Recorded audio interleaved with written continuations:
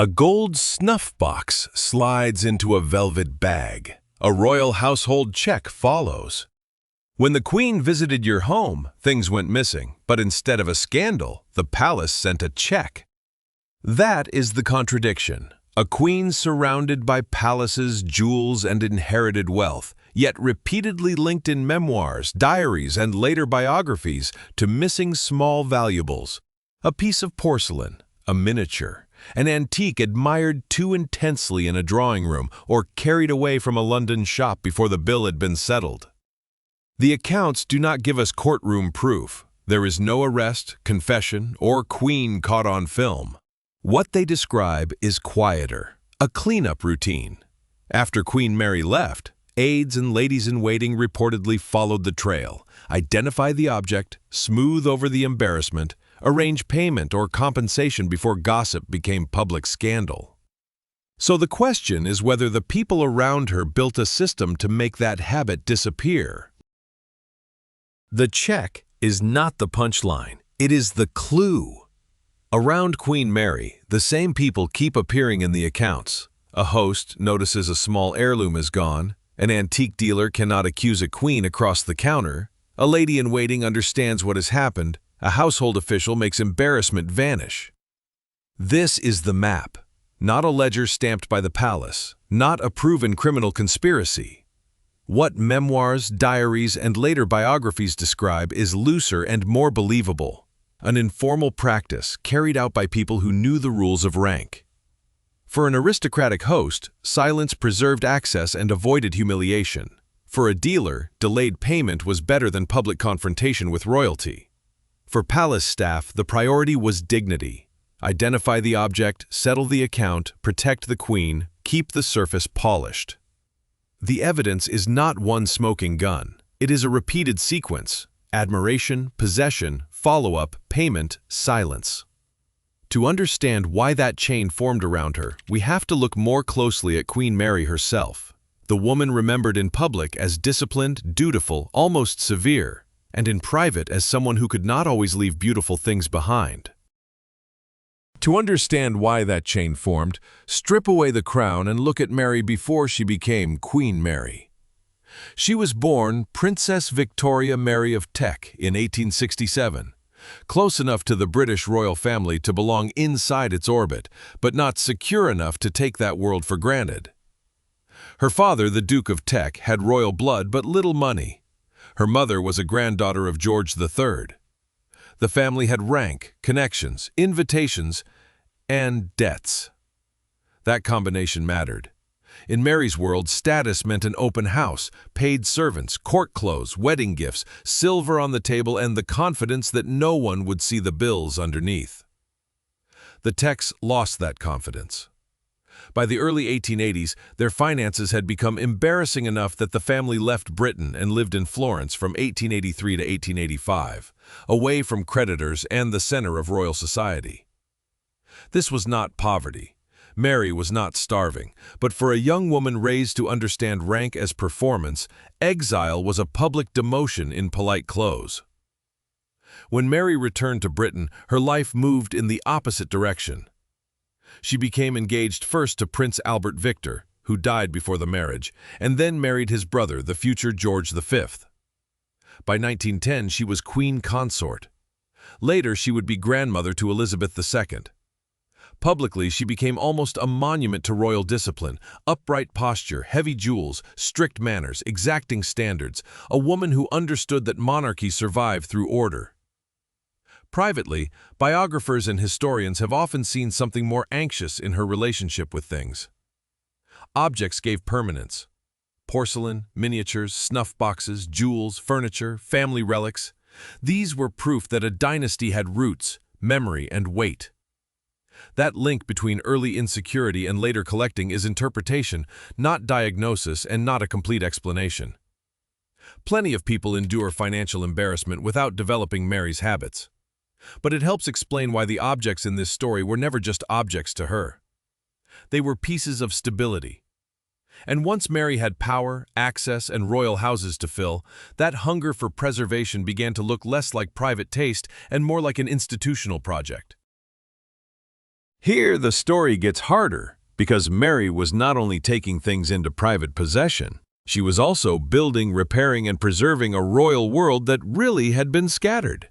Across palaces, cabinets, storerooms, and country houses, she looked for objects with dynastic meaning.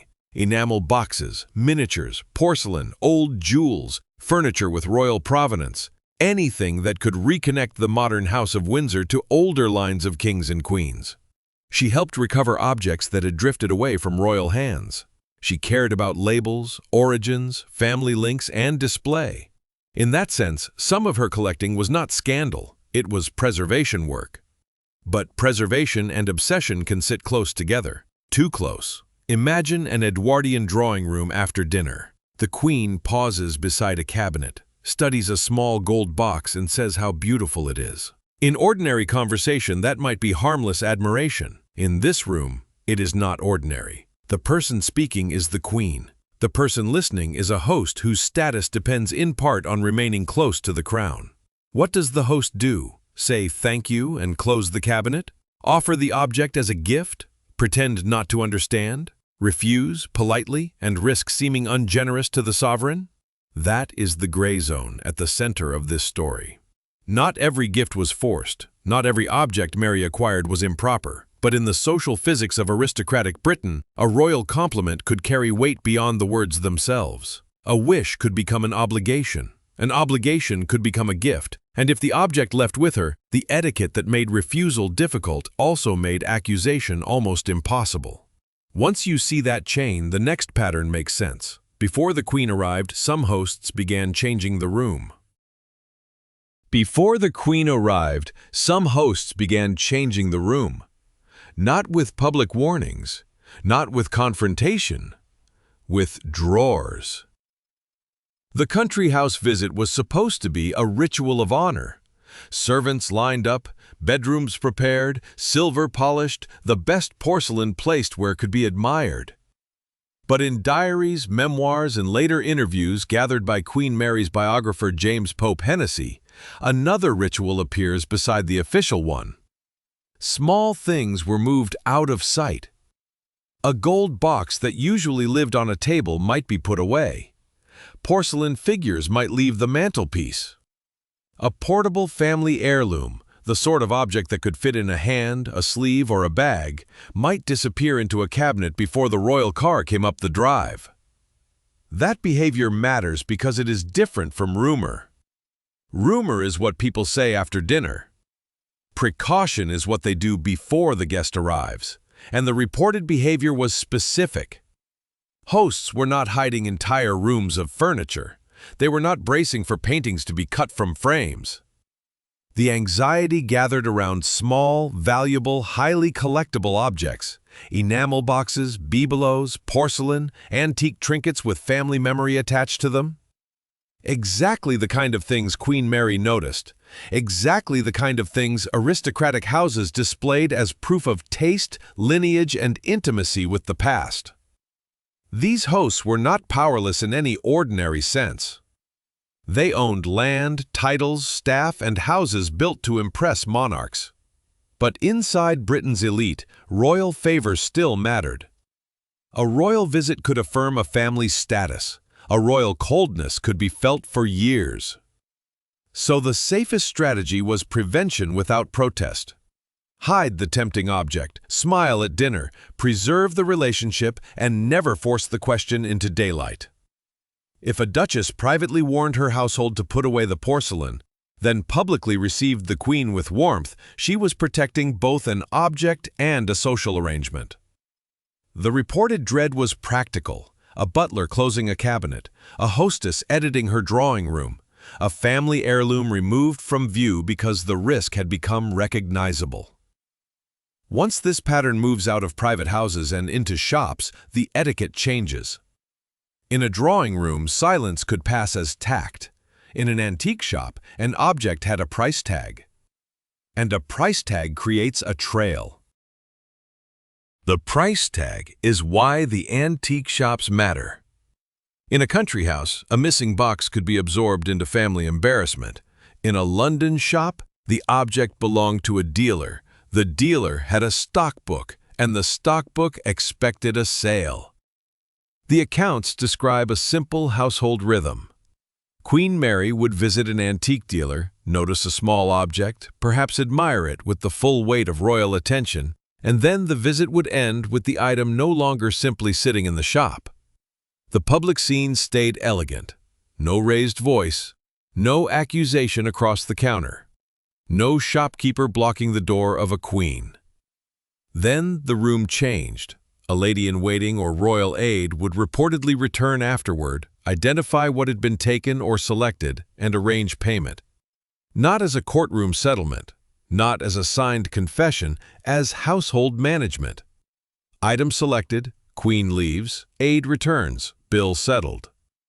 That four-step rhythm is the closest thing we have to the shadow ledger becoming visible.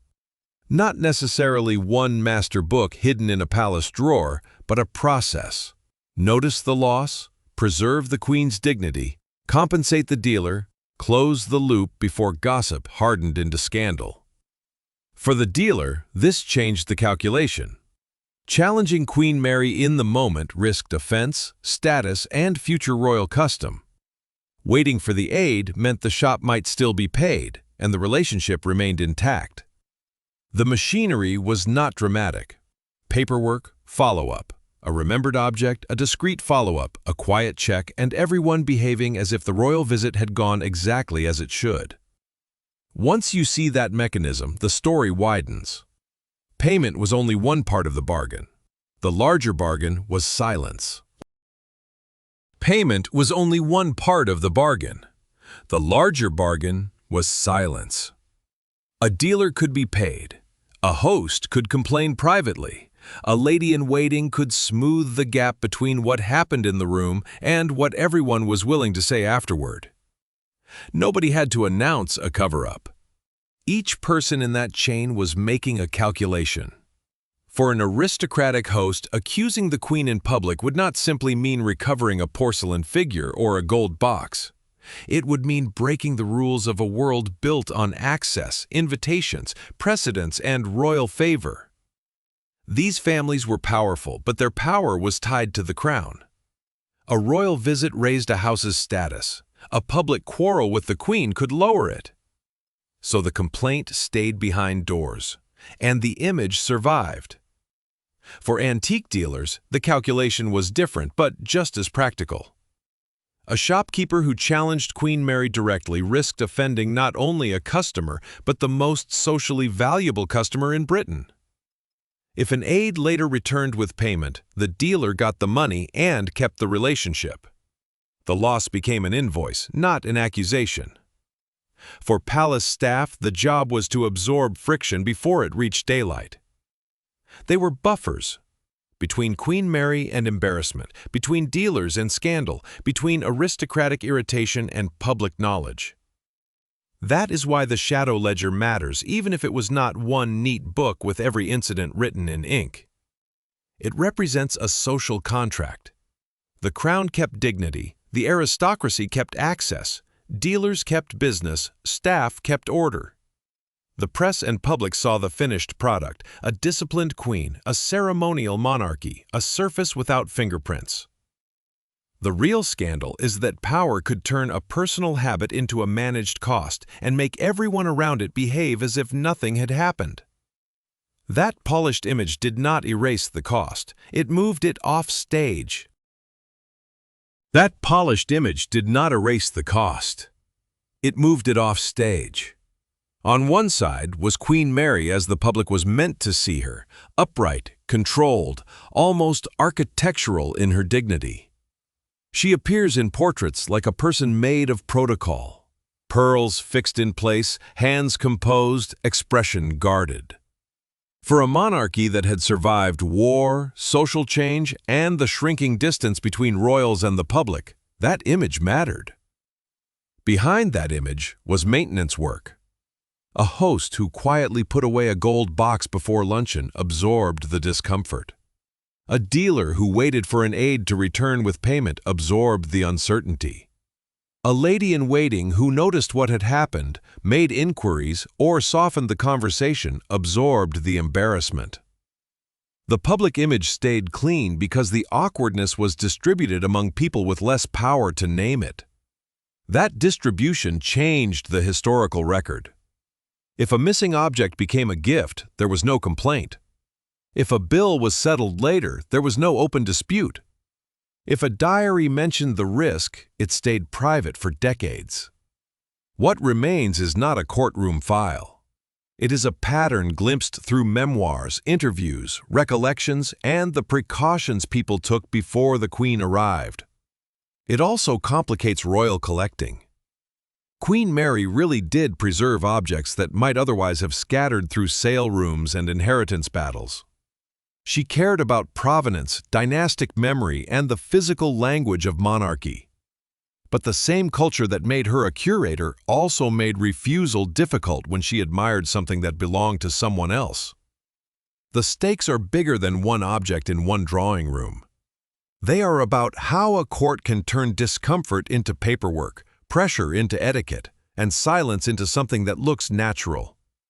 By the time the ceremony reached the public, the drawers had been closed, the checks had been written, and the story had been made smooth again. Which leaves one final question.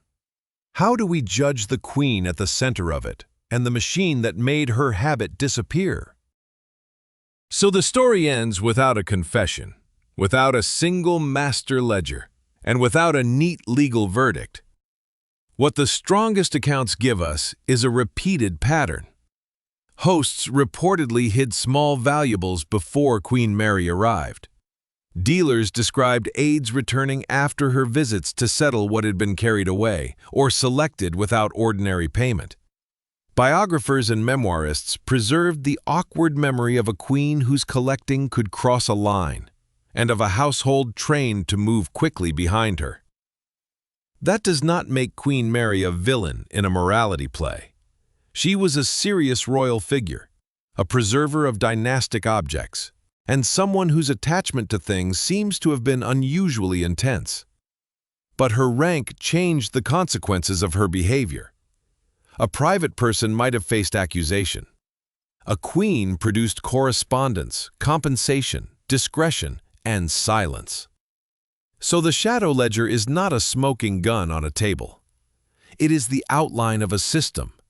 Object, embarrassment, aid, payment, dignity restored. And that is the larger lesson. Monarchy does not survive only through crowns, ceremonies, and portraits. It also survives through the quiet work of making private disorder administratively invisible. If you want more stories about the machinery behind royal image-making, subscribe to Palace Scandals.